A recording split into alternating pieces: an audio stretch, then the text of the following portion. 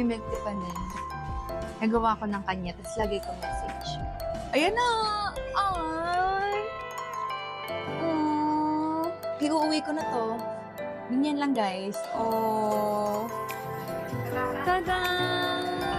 Hindi ko siya inumin. Ganyan lang siya. Patitigasin ko yan forever. Ayoko. Char. Gusto ko may isip ako kaso ayoko malalaman yung guys. Secret lang yun. So, ako mag-ano. So, kanina na-booking ko yung surprise. Ganun kasi siya kapag may tinatago na hindi niya nakita.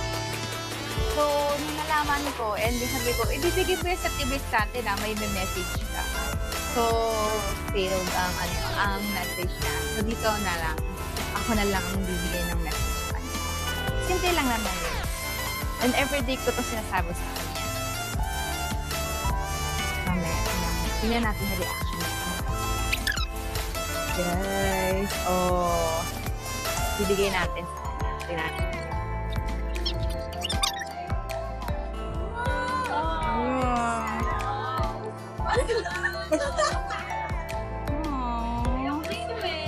Oo nga, sabi ko matitigasin natin.